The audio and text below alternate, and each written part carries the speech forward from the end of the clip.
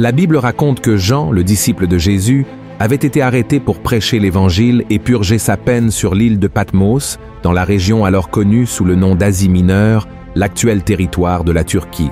C'est là qu'il a été rempli du Saint-Esprit de Dieu et a reçu la vision qu'il a relatée dans le livre de l'Apocalypse.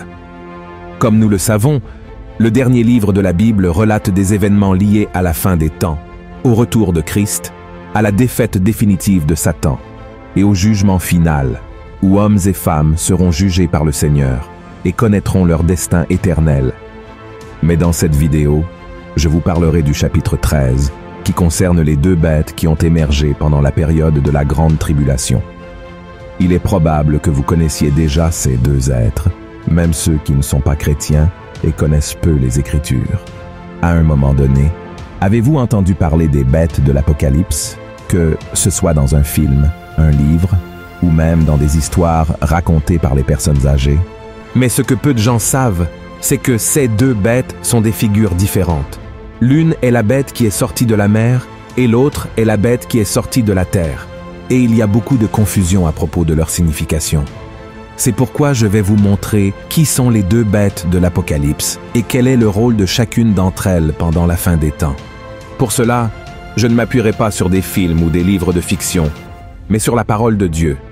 Mais avant de commencer, je vous demande de laisser votre like ici, de vous abonner à ma chaîne et d'activer la cloche pour être notifié par YouTube à chaque fois que je publie une nouvelle vidéo. D'accord? Et maintenant, je veux partager avec vous ce que l'apôtre Jean a dit dans l'Apocalypse, chapitre 13, sur la première bête. Il est écrit ainsi: « Et il se tint sur le sable de la mer. Puis je vis monter de la mer une bête qui avait 10 cornes et 7 têtes, et sur ses cornes 10 diadèmes, et sur ses têtes des noms de blasphème. La bête que je vis était semblable à un léopard. Ses pieds étaient comme ceux d'un ours, et sa gueule comme une gueule de lion. Le dragon lui donna sa puissance, et son trône, et une grande autorité. Et je vis l'une de ses têtes comme blessée à mort, mais sa blessure mortelle fut guérie. Et toute la terre était dans l'admiration derrière la bête. » Le symbole qui caractérise le plus cette bête est la corne, et dans la Bible, que ce soit réel ou symbolique, les cornes se réfèrent au pouvoir et à l'autorité, surtout en relation avec la fin des temps.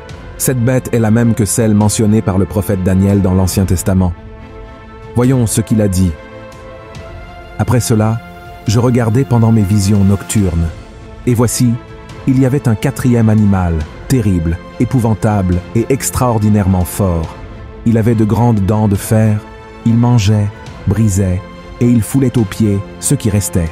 Il était différent de tous les animaux précédents, et il avait 10 cornes. » Les chercheurs disent que la première bête représente les païens, c'est-à-dire ceux qui n'ont pas d'origine juive, le peuple élu par le Seigneur dans l'Ancien Testament, descendant d'Abraham, mais qui n'a pas reconnu Jésus comme le Fils de Dieu.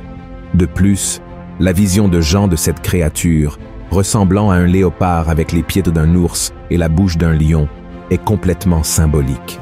En réalité, la première bête viendra dans le monde sous la forme d'un homme non-juif, très puissant et influent, capable de convaincre une multitude de personnes rien qu'avec un discours.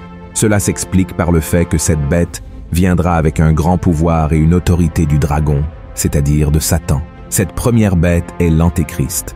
La Bible dit que sa sagesse et son charisme conquerront tous, faisant de lui la personne la plus admirable et aimée de tous les habitants de la planète. Tout cela le transformera en l'homme le plus remarquable et important de tous les temps. Et après avoir gagné la confiance de tous et être devenu le leader de toutes les nations de la terre, la première bête révélera sa véritable nature. Et toute l'euphorie devant cet être si puissant se transformera en douleur et affliction. Il blasphémera contre le nom de Dieu, persécutera et tuera ses saints. En fin de compte, comme toutes les œuvres de Satan, le bonheur se transformera en pleurs. Et juste après, à partir du verset 11 du chapitre 13, l'apôtre Jean commence à raconter au sujet de la deuxième bête. Suivons ensemble comment a été sa vision. « Puis je vis monter de la terre une autre bête, qui avait 2 cornes semblables à celles d'un agneau, et qui parlait comme un dragon. Elle exerçait toute l'autorité de la première bête en sa présence, et elle faisait que la terre et ses habitants adoraient la première bête, dont la blessure mortelle avait été guérie.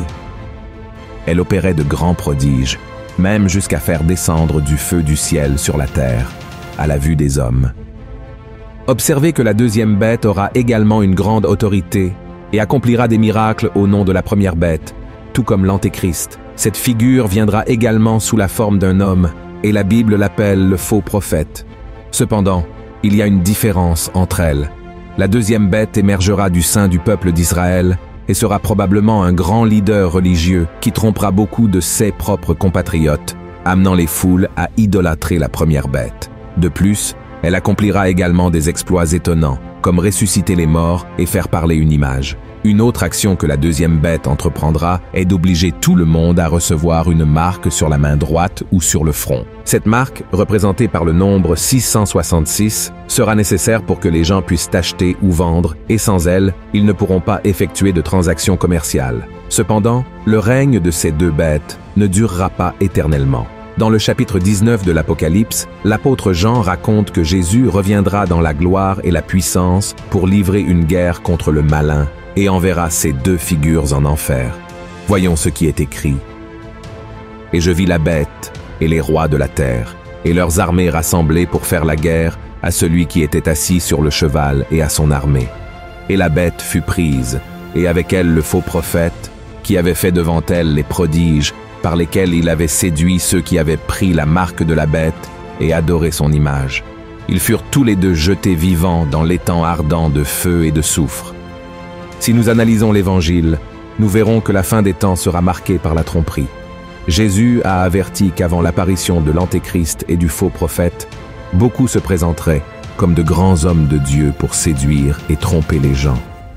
C'est pourquoi Christ a dit « Jésus leur répondit, « Prenez garde que personne ne vous séduise, car plusieurs viendront sous mon nom, disant « C'est moi qui suis le Christ », et ils séduiront beaucoup de gens. » Jésus a clairement indiqué que ces faux prophètes accompliront également de grands signes et des merveilles, et beaucoup de ceux qui se prétendent religieux et craignant Dieu finiront par être trompés par eux pendant les derniers jours.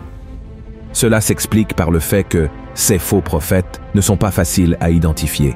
Ils n'apparaissent pas avec des cornes sur le front, mais comme Jésus, accomplissant des merveilles, des miracles et montrant de l'amour envers les gens. Cependant, tout cela ne sera qu'un grand piège qui pourrait coûter le salut de nombreuses personnes. Cela montre que tant les faux Christ que les deux bêtes décrites dans l'Apocalypse sont sous le règne de Satan, qui est le roi de la tromperie. Leur objectif à la fin des temps sera de contrecarrer les plans de Dieu, mais ils n'y réussiront jamais. Amen. Par conséquent, chers frères et sœurs, si vous connaissez la parole de Dieu et avez les yeux fixés sur Jésus, il n'y a aucune raison d'avoir peur, car Jésus prendra soin de vous et vous protégera. Je sais que beaucoup de gens ont peur du livre de l'Apocalypse parce qu'ils le lisent hors contexte et sans comprendre que la plupart des récits de Jean sont symboliques. Autrement dit, il n'y aura pas de monstres à plusieurs têtes et cornes crachant du feu partout dans le monde, mais des figures humaines qui ont reçu des pouvoirs du diable pour dominer le monde et faire le mal à l'humanité. Par conséquent, nous, qui aimons le Seigneur et le servons de tout notre cœur, ne devons pas voir les événements des derniers jours comme quelque chose de tragique ou effrayant, mais comme le moment où Jésus reviendra et vaincra l'ennemi une fois pour toutes. Ensuite, tous ceux d'entre nous qui sont avec le Christ vivront des jours de paix et de joie pour toujours. Amen. C'est la plus grande promesse que nous pouvons recevoir. Alors souviens-toi, mon frère, Jésus ne perd jamais. Dans le dernier chapitre de l'Apocalypse, il règne victorieux et nous pouvons nous réjouir dans la victoire du Seigneur. Alléluia! Si ce message t'a plu, partage-le avec tes amis et ta famille et abonne-toi à ma chaîne. Que Dieu te bénisse.